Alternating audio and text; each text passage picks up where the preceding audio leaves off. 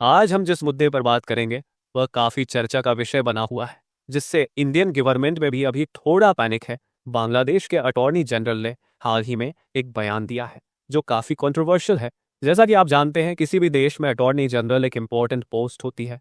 बांग्लादेश के attorney general का कहना है कि चूंकि बांग्लादेश में लगभग 90% जनसंख्या मुस्लिम है और वो इस्लामिक रिलीजन को मानती है, इसलिए कॉन्स्टिट्यूशन से सेकुलर शब्द को हटा देना चाहिए।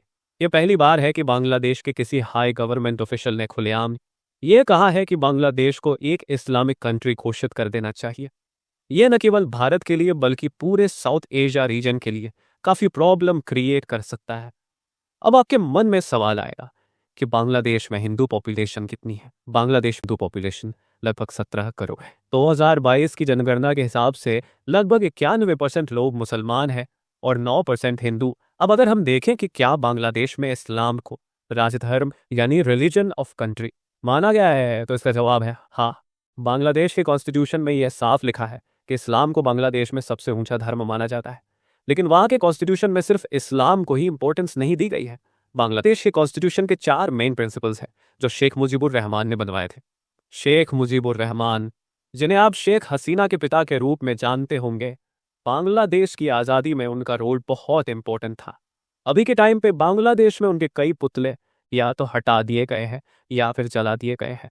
मुजीबुर रहमान ने जब बांग्लादेश के फ्रीडम स्ट्रगल को आगे बढ़ाया, तब उन्होंने एक ऐसा देश बनाने का सोचा था जिसके 4 मेन प्रिंसिपल्स होंगे। पहला नेशनलिज्म यानी देशभक्ति, दूसरा सोशलिज्म यानी सबकी मदद करना, तीसरा डेमोक्रेसी यानी आज़ादी, और चौथा सेक्युलरिज्म यानी सारे रिलीजन की रिस्पेक्ट करना। मुजीबुर रहमान के हिसाब से सेक्युलरिज्म यानी सारे रिलीजन की रिस्पेक्ट करना बांग्लादेश के लिए बहुत ज़रूरी थी।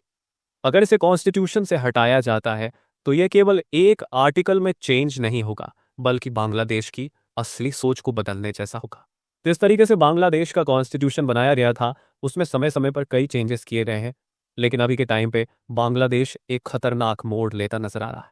हाल ही में मैंने एक आर्टिकल पढ़ा जिसमें बताया गया कि 2024 का सबसे बड़ा रेवोल्यूशनरी मूवमेंट बांग्लादेश में हो सकता है और इससे वहाँ के लोगों को काफ़ी परेशानी होगी। वहाँ के लोग काफ़ी प्रॉब्लम्स का सामना कर रहे हैं, क्योंकि ऐसा कहा जा रहा है कि मोहम्मद यूनुस ने इलेक्शन नहीं होने दिए हैं, जिसकी वजह से वहाँ के लोगों की परेशानियां बढ़ते जा रही हैं।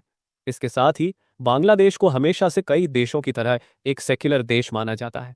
ताजिकिस्तान, कजाकिस्तान, यहाँ तक कि अजरबैजान भी उनके कॉन्स्टिट्यूशन के हिसाब से सेक्युलर है। इसी तरह तुर्की, सेनेगल, अल्बानिया और बोस्निया भी कॉन्स्टिट्यूशन के हिसाब से सेक्युलर देश है। ये सभी देश सेक्युलर है और बांग्लादेश भी इसी लिस्ट में शामिल है। उम्मीद है कि बांग्लादेश सेक्युलर बना रहेगा।